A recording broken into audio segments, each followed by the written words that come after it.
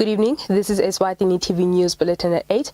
We're coming to you live from the capital of the Kingdom of Eswatini, Mbabane. My name is Notile Sitole. First up, here's a look at tonight's headlines. The Minister of Home Affairs, Princess Lindiwe, has announced that the 19th of April will be a public holiday to celebrate His Majesty King Mswati III's birthday. Kellogg Tolaram in Matapa has started producing noodles, which are being exported to neighboring South Africa. A group of 20 University of Eswatini students who completed their studies last year have not received their academic certificates. And now our bulletin in detail. The Minister of Home Affairs, Princess Lindiwe, has announced that the 19th of April will remain a public holiday. The Minister has urged eMaswati to wish His Majesty King Mswati III a prosperous 53rd birthday. Sive siyatiswa ukuthi umkhosi wokugubha lusuku lweNgwenyama inkosi Mswati wesithathu lekutalwa kwayo angeke uchubeke njengandlela lesijwayele ngayo bekunene lonyaka. Ngenza baso lesifo lesingenela lomkhuhlane lokhona eveni waka COVID-19 bekunene. Leli holiday lakamhla ka-19 lona liyaqhubeka ngemsombuluko solongilo liholiday. Sive siyakhuthaza ukuthi noma sikuhlede emakhaya asiqhubeke sifisele ingonyama tilokotho letihle bekunene. Phindze siqhubeke sivikele kule sifo lesikhona. Litiko letasekhaya ke lithanza ukuthi lithathe lethuba lewe ukuthi lihlanganyele naye emhlekazi nayo indlovu yemhlaba nelive lonke lisahalalisela ingonyama inkosi Mswati wesithathu impilo lenze nalephephile.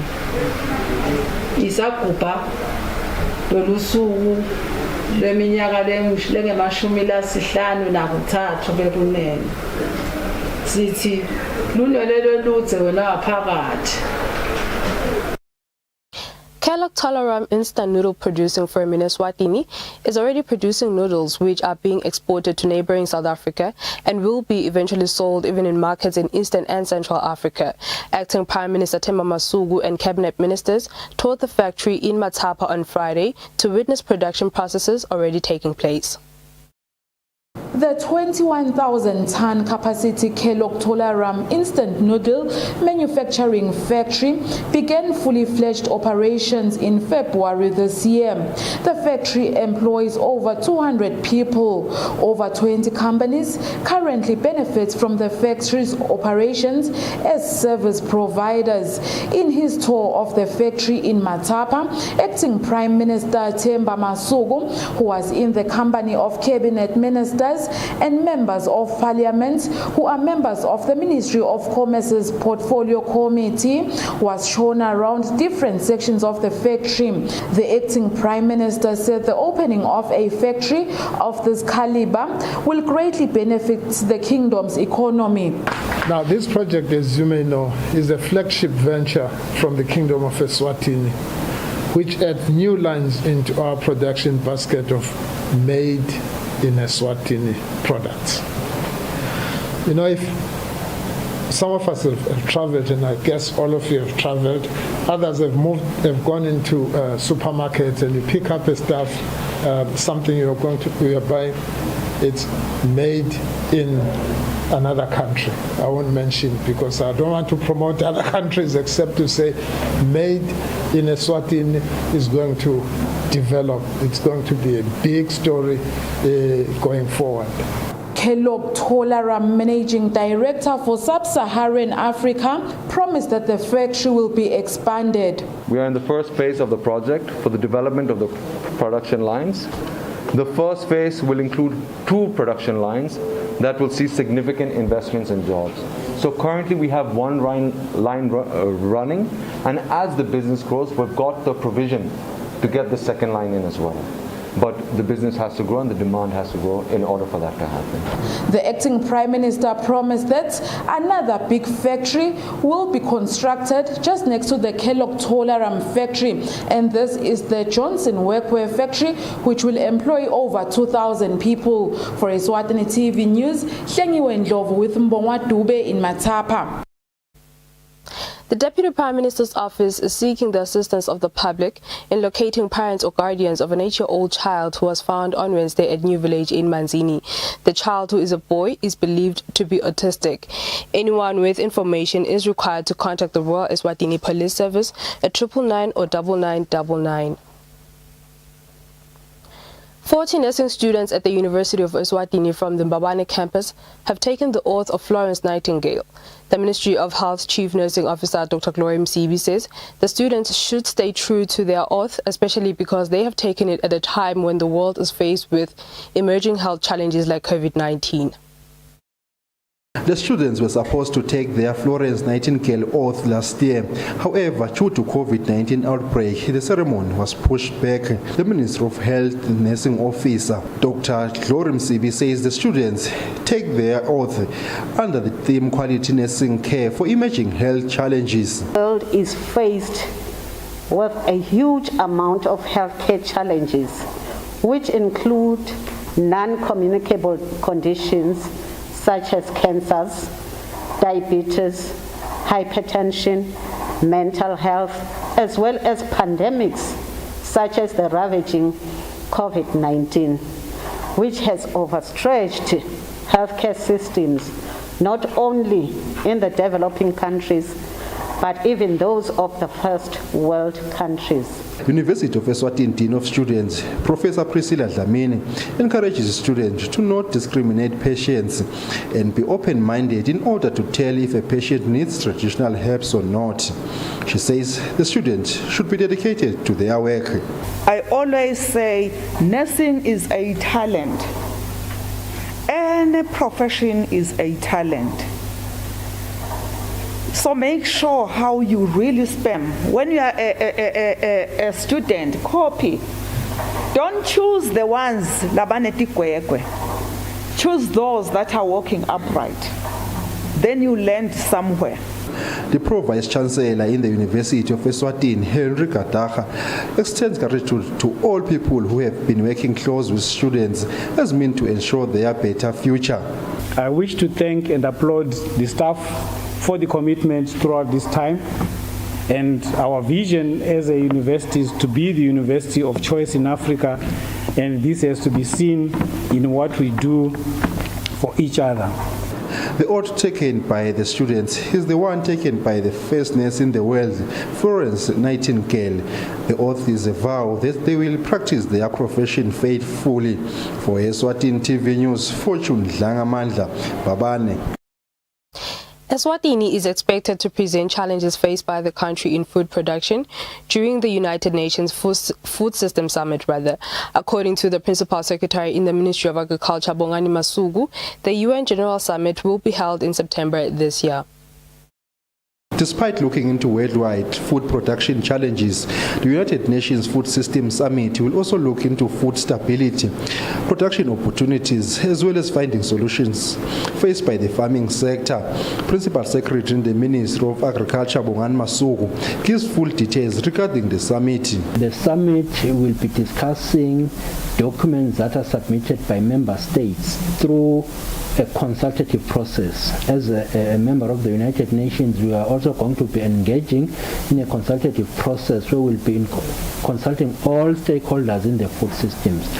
Stakeholders in the food systems involve the producers, which are the farmers, the processors, the marketers, input suppliers, or all players in the NISA, including those who depend on buying food for their consumption.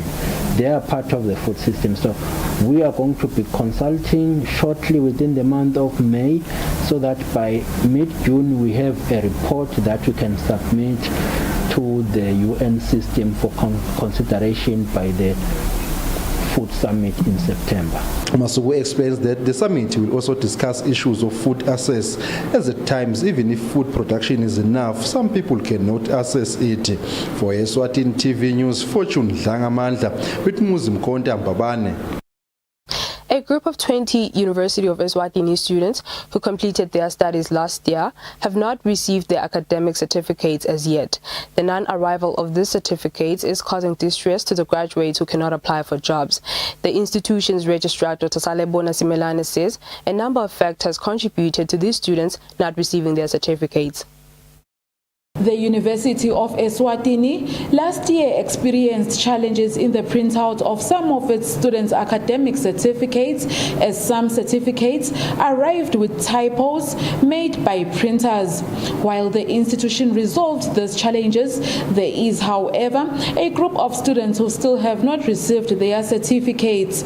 An affected student who spoke on condition of anonymity explains her plight. Regarding Emma certificates,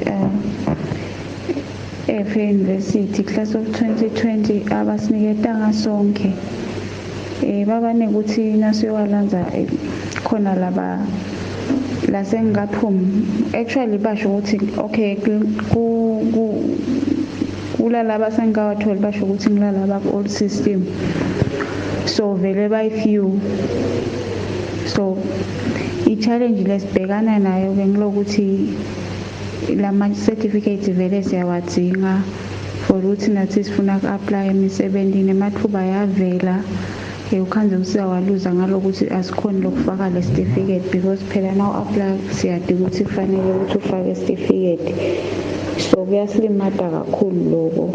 UNESCO Registrar Dr. Salebona Simelane explains some of the reasons which led to delays in the issuance of certificates for the group of 20 affected students. There are some students who couldn't who couldn't supply us with all the information with regards to what courses they had registered for by the end of let's say their stay at the university. Someone out there might say, oh, but the university is supposed to have that information. Yes, we're supposed to have this information, but there are some instances where students, let's say for instance, a fourth year student decided to take some lower level courses without processing all the paperwork that is required. So there wouldn't have been a way of getting to know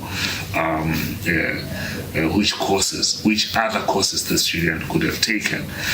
This is the case then with credits. So you find that when it comes to the total number of credits required for a particular program of study, there would have been a shortfall in the number of credits. There are other reasons, of course, which may have led to students not receiving their certificates, or maybe receiving their certificates but returning them afterwards in cases where there's some mistakes on what was written on the certificates. Someone may be known by the name Musa, only to find that at the end they present themselves as Musa Wengosi. I think we know that very well in our culture, how it does. But then with official documents, you have to stick to one name for all the documents that you have got. Dr. Milane says other students who have not received their certificates have not settled their tuition fees. For Eswatini TV News, Hlengiwe Ndlovu with Mbongwa Dube in Matapa. Director in the Ministry of Agriculture, Nelson Mavuso, urges Eswatini to go back to planting cotton. Mavuso explains that there is great improvement in harvest due to the new introduced methods of growing cotton, which includes pest and insect controls. Eswatini Cotton Board 2020 financial report indicates improvement in cotton production. It has increased from 815 metric tons to 1,493.5 metric tons of seed cotton. The board realizes a net profit of 1,440,716 emalangeni compared to profit of 200,483 emalangeni in 2019. Director of Agriculture Nelson Mavuso explains in detail some of the challenges faced by most farmers. One of them was the issue of pests, particularly the worms that were devouring our cotton.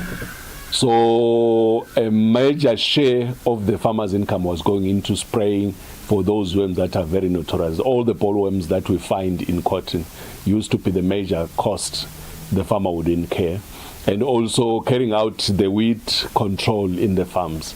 Now the government of Eswatini has allowed us, or they've passed a legislation that allows us to use genetically modified cotton to grow in the country. So farmers now will no longer be required to spray for the bollworms that were actually troubling them again. If they have to spray, they will spray for the other pests, sucking pests such as aphids and others. On the other hand, Mavuso emphasizes that farming of cotton has a great opportunity of creating vast jobs. He says this is because of the value chain in economy increase. Reporting for Eswatini TV is Alwande Mota along with Fortune Dlangamandla in Babane. The Eswatini Action Group Against Abuse has received a donation of 2,000 sanitary pads from Balls Foundation. Executive Director Nonhlanhla Dlamini says this will go a long way as they continue to help needy Emaswati girls. Following the tremendous work of the Eswatini Action Group Against Abuse in helping Emaswati girls that are victims of abuse, as well as those that are needy, the Balls Foundation, in partnership with SPA, passed a donation of 2,000 sanitary pads. The donation was made by Anele Shabangu, Director of Balls Foundation. Balls Foundation, come from Babane. What we do, we collect sanitary pads and donate them to the girl child. So today we decided to come donate Uswaga. Since you guys since Swagger is doing dignity packs, we partnered with SPA. SPA has donated 11,000 sanitary pads. So today we donated 2,000 sanitary pads for the dignity packs. Director of Eswatini Action Group Against Abuse, Nonhlanhla Dlamini, says this donation will make a huge success for them to keep preparing dignitary packages. We would like to appreciate and thank Balls Foundation and SPA for this donation. We work with sanitary pads quite a lot because we usually make packages that help rape victims who are urgently in need of sanitary pads. More especially because the police department is at times short of them. We work with the police to provide these packages as well. We also have a program where we work with schools in the rural areas where most people are needy. I was so touched when I heard that some girl children were using cow dung during their menstruational cycle because they cannot afford to buy sanitary pads.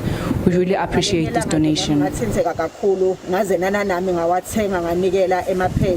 The Balls Foundation will continue to extend a helping hand to Emaswati and other organizations that work tirelessly to help the needy in the country.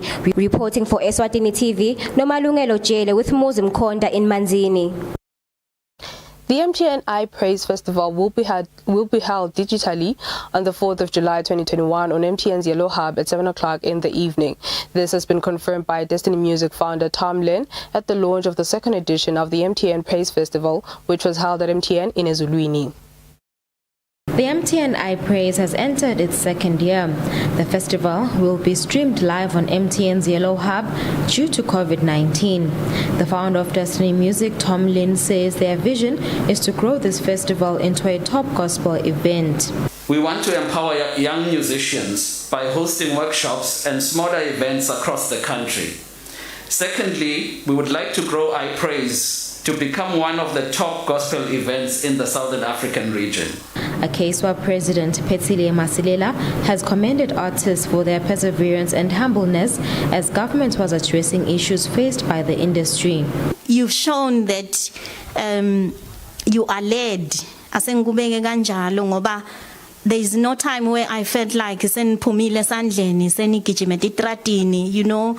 that would really embarrass me. So ngiyabonga kakhulu for your humbleness, for your patience. Sisalungisa ema challenges labhekane ne-industry. MTN CEO Wandile Mjali has encouraged artists and gospel music lovers to be innovative and ensure this genre is promoted. And now we are saying it is time for us as music lovers, especially gospel music lovers, to start looking at what are the new things that we can do so that gospel music is promoted and we continue to praise the Lord in this year as well.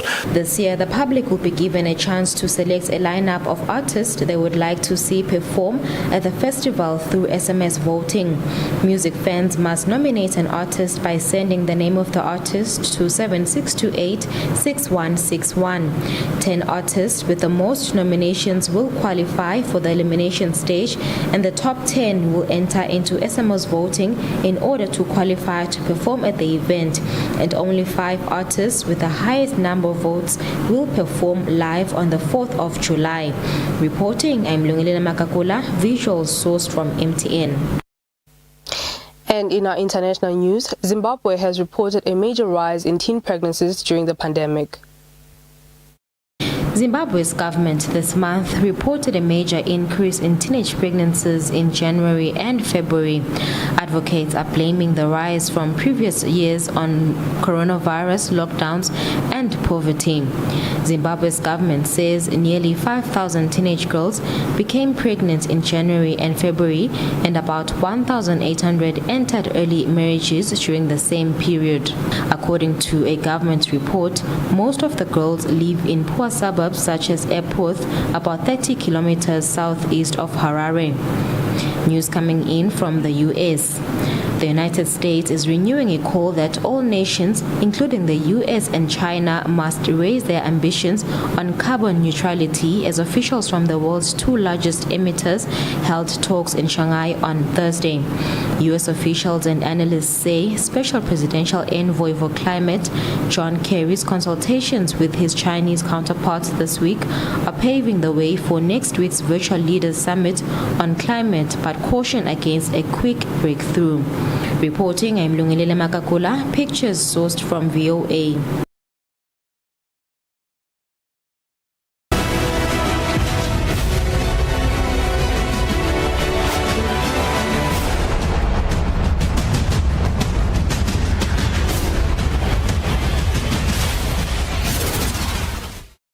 Good evening once again. You are still watching Eswatini TV. Here's a look at our sports news.